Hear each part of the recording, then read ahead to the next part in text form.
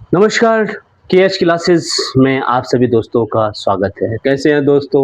उम्मीद करते हैं कि आप सब अच्छे होंगे। अगर आप हमारे इस चैनल में नए हैं दोस्तों, तो कृपया करके सब्सक्राइब ज़रूर कीजिएगा, क्योंकि आए दिन हम जो है आप सबको लेटेस्ट अपडेट देते रहते हैं, चाहे वो शिक्षा से संबंधित हो, चाहे वो कॉम्पिटिशन से संबंधित हो, चाहे वो इंटर क्लास के संबंध में क्यों ना हो। तो हम आए दिन आप सबको जो है आप सबों के बीच जो है वीडियो बनाते हैं और आप सबको पेश करते हैं। तो आज हम जो लेके आए हैं दोस्तों, इंटर क्लास का मानव भूगोल यानी प्रकृति एवं विषय क्षेत्र के बारे में, यानी कि ज्योग्राफी का जो पहला जो विषय है मानव भूगोल के बारे में, प्रकृति एवं विषय क्षेत्र के बारे में आप जानकारी प्राप्त करेंगे। और आए दिन जो है एग्जाम में जो है इस चैप्टर से कुछ ना कुछ क्वेश्चन आ ही जाता है, जो कि अधिकतर बच्चे जो है यानी कि कंफ्यूज्ड हो जाते हैं।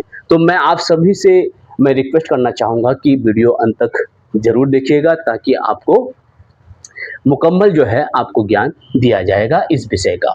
तो सबसे पहले हम जानते हैं कि मानव भूगोल आखिर क्या है।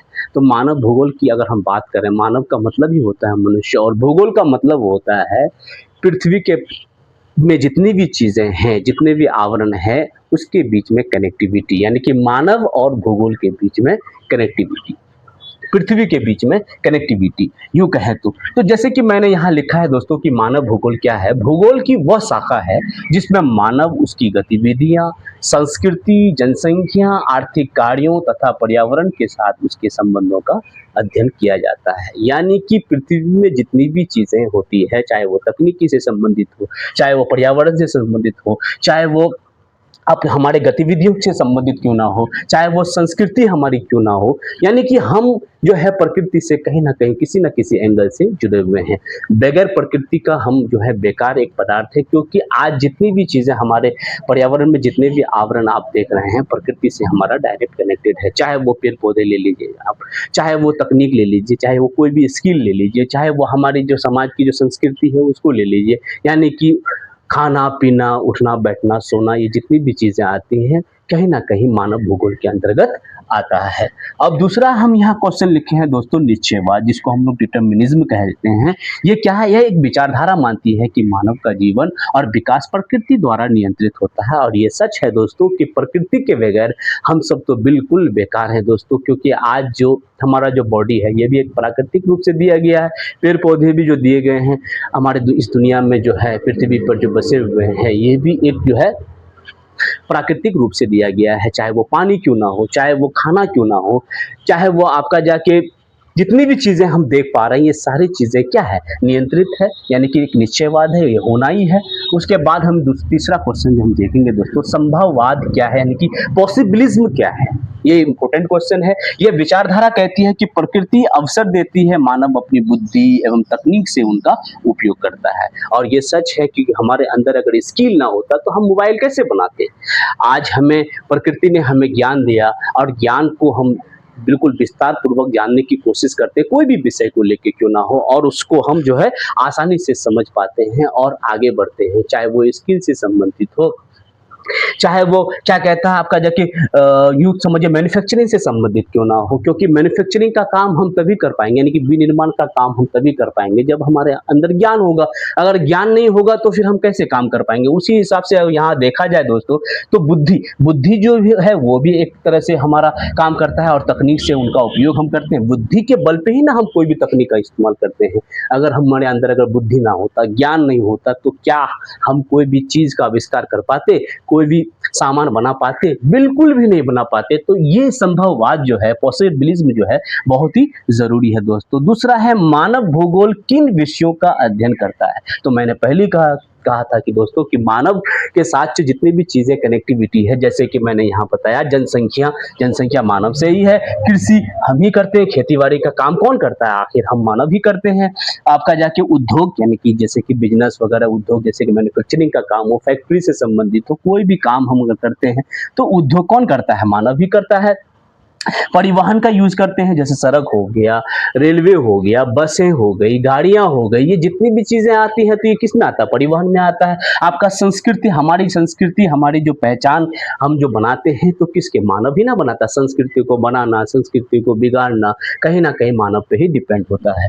दूसरा, आपका जाके बस्तियां हम ही बसाते हैं, हम ही जो है क्या कहता है, मेल फीमेल में जो है विवाह होती है, विवाह होने के बाद जो है उसका जनसंख्या बढ़ता है, बच्चे होते हैं, फिर बच्चे फिर उसको क्रिएट करते हैं, तो ये निरंतर जो है ये प्रयास जो है जारी रहता है। और कहीं ना कहीं देखा जाए तो दुनिया का अंत कब होगा? दुनिया का अंत तभी होगा जब हम क्या कहता है, आपका जाके बच्चे करना बंद कर देंगे तो फिर जनसंख्या बढ़ेगा ही नहीं। जब बच्चा कोई आदमी नहीं करेगा तो क्या होगा? दुनिया वहीं से सीमित हो जाएगी। तो मेरे कहने का मतलब ये है कि ये जितनी भी चीजें, जनसंख्या हो गया, कृषि हो गया, उद्योग हो गया, परिवहन हो गया, संस्कृति हो गया, बस्तियां आदि का जो अध्ययन करता है वो कौन करता है? मानव भूगोल ही करता है। और इन्हीं विषयों पे करते हैं हम लोग, अध्ययन करते हैं। अब एक आता है पर्यावरण। हमारे चारों ओर जितनी भी चीजें हैं, चाहे वो जल हो, चाहे वो भूमि हो, पेड़ पौधे हो, जीव जंतु हो, पशु पक्षियां हो, जितनी भी चीजें हैं हमारे इस पृथ्वी पर, ये सभी क्या है? पर्यावरण। ये हमारे चारों ओर जितने भी आवरण हम देख पा रहे हैं, ये क्या है? पर्यावरण है, और पर्यावरण का एक हिस्सा है। लास्ट वाला जो क्वेश्चन यहाँ पे अब दिया गया है दोस्तों, कि मानव भूगोल का आधुनिक विकास किस कारण से हुआ है? यानी हम लोग जो मॉडर्निंग हुए हैं तो किस कारण से हुए हैं? ज्ञान से हुए हैं। अगर हमारे अंदर ज्ञान अगर नहीं होता तो हम किसी भी जो है स्किल को अपना नहीं पाते, तकनीक का यूज नहीं कर पाते, आधुनिकीकरण नहीं कर पाते। आज आधुनिकीकरण करते किए हैं तभी तो हम एक जगह से दूसरी जगह जा पाते हैं। आज हमारे पास गाड़ियां हैं, हमारे पास सड़कें हैं, हमारे पास बिजली है, हमारे पास जो है प्रकाश संश्लेषण के द्वारा जो है काम हो रहा है, पेड़ पौधे जो है उत्पन्न हो रहे हैं। खास करके जो है पेड़ पौधों से फिर हम जो है फर्नीचर बनाते हैं। तो एक तरह से कहा जाए तो जैसे कि यहाँ पे मैंने लिखा है कि विज्ञान हो गया, तकनीक हो गया, परिवहन हो गया और संचार के विकास के कारण हो गया मानव भूगोल का एक आधुनिक विकास हुआ है। आधुनिक विकास का मतलब है मॉडर्न। पुराने जमाने की अब बात अलग थी दोस्तों, कि हम लोग जो है जंगलों में रहा करते थे, हमारी जो है ज़रूरतें कम होती थी। आज भी बहुत सारे ऐसे हमारे मनुष्य हैं जो कि आपका जाके जो है जंगलों में रहते हैं और वहीं पे जो है वो सीमित में ज़िंदगी जीते हैं। ये क्या कहता है, ज़्यादा उसे घर नहीं चाहिए, कोई मोबाइल का प्रयोग नहीं, कोई इंटरनेट की सुविधा नहीं, यानी कि उनके अंदर ज्ञान अभी तक आया ही नहीं, ज्ञान का विकास नहीं हुआ है। ज्ञान का विकास नहीं होने के कारण जो है आज भी वो जो है आपका जाके जंगलों में रहना उनके लिए उचित माना जाता है। तो हम जो है, जो इंसान जो है, जो मनुष्य जो है अपने बुद्धि का विकास किया, मानव वहीं से क्या कहता है डेवलप होना शुरू हो गया। चाहे वो विज्ञान हो, आज जितनी भी चीज़ें हम यूज़ कर रहे हैं, चाहे वो मोबाइल हो, चाहे वो कपड़े हो, चाहे वो आपका जाके फर्नीचर हो, चाहे वो जितने भी सामान दुनिया में बन रहे हैं दोस्तों, आर्टिफिशियल क्यों ना हो, तो ये सारी चीज़ें जो है हम क्या करते हैं, बुद्धि के माध्यम से ही तो विज्ञान को अपनाए हैं। अब विज्ञान के से हम लोग अंतरिक्ष में भी पहुंच जाते हैं, चांद पर पहुंच गए हैं, आप लोग देख ही पा रहे हैं। तो चांद पे ऐसे जाना हो तो नहीं हुआ ना। चांद पे जाए हम लोग कैसे गए? हम ज्ञान को प्राप्त किए, पहले ज्ञान से सीखे, हम शिक्षा हासिल की, शिक्षा हासिल करने के बाद हम फिर जो है उस पर काम करना शुरू, रिसर्च करना शुरू किए। रिसर्च करने के बाद जो है फिर हम अंतरिक्ष में पहुंच गए। तो किसके माध्यम से पहुंचे? विज्ञान के माध्यम से। तकनीक मतलब होता है स्किल। अगर आपके अंदर स्किल ना है, स्किल बिल्कुल भी नहीं है, तो आप क्या है, बिल्कुल आप जैसे कि आप मान लेते हैं पढ़ाई कर लिए हैं, आप भी पढ़ाई कर रहे हैं, जो पढ़ाई करके अगर स्किल उसके अंदर नहीं आता है तो डेवलपमेंट होगा? नहीं होगा। डेवलपमेंट के लिए स्किल बहुत ही जरूरी है दोस्तों, चाहे वो सॉफ्टवेयर इंजीनियर हो, चाहे वो लेक्चरार हो, चाहे वो प्रोफेसर हो, चाहे वो पीएचडी धारी क्यों ना हो, रिसर्चर हो, जितनी भी चीज़ें हैं वो तकनीक से ही जुड़ा हुआ होता है। क्योंकि तकनीक ही है जो कि हमारे देश की प्रगति को आगे बढ़ाता है, देश को विकास की ओर लेके जाता है। और हम विकसित की ओर तभी जा पाएंगे जब तक हम स्किल को नहीं अपनाएंगे। उसके बाद परिवहन, तो मैंने पहले ही आप लोगों को बता दिया कि परिवहन जो है, सामान जो है, हम अगर मैन्युफैक्चरिंग से कोई भी हम सामान अगर बनाते हैं, चाहे वो कोई भी सामान क्यों ना हो, तो हमें परिवहन चाहिए कि नहीं चाहिए? एक जगह से दूसरी जगह जाने के लिए क्या चाहिए? सबसे पहले तो सड़क चाहिए। सड़क के बाद क्या चाहिए? उसको चलने के लिए गाड़ियां चाहिए। अगर हम सामान को अगर देंगे, चाहे तो कई माध्यम से हम जाते हैं, आपका जाके जल के माध्यम से भी हम पहुंचते हैं एक जगह से दूसरी, यानी कि पानी जहाज के माध्यम से भी सामान को एक जगह से दूसरी जगह लेके वो जाते हैं, ट्रेन के माध्यम से लेके जाते हैं, हवाई जहाज के माध्यम से लेके जाते हैं। तो ये सारी चीजें हमारी क्या है, एक परिवहन की व्यवस्था है।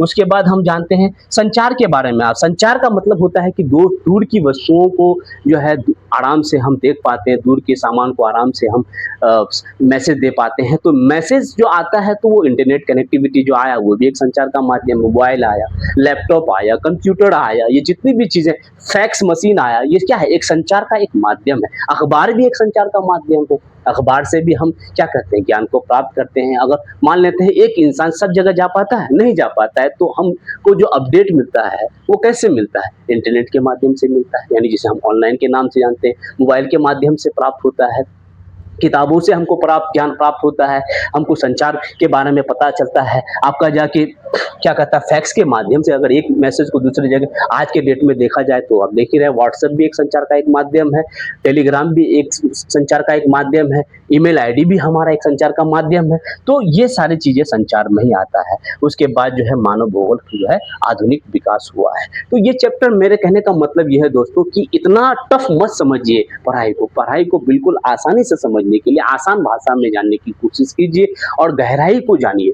इससे क्या होगा कि आपका जो बुद्धि जो है विकास होगा और हम लोग जो है आधुनिकीकरण की ओर जाएंगे। अगर आधुनिक जाने के लिए ही आपको ज्ञान की जरूरत है। ज्ञान अगर नहीं होगा तो आप जस का तस वही रह जाइएगा, आपके अंदर कोई डेवलपमेंट नहीं आएगा। कोई स्किल अगर आप अर्जित नहीं कर पाए, स्किल का उपयोग नहीं कर पाए, अगर स्किल है भी तो उसका उपयोग नहीं कर पा रहे हैं, तो कहीं ना कहीं हम पिछड़ जाएंगे। तो आधुनिकीकरण में जब तक हम आएंगे तो हमारा क्या होगा, हमारे देश का विकास होगा।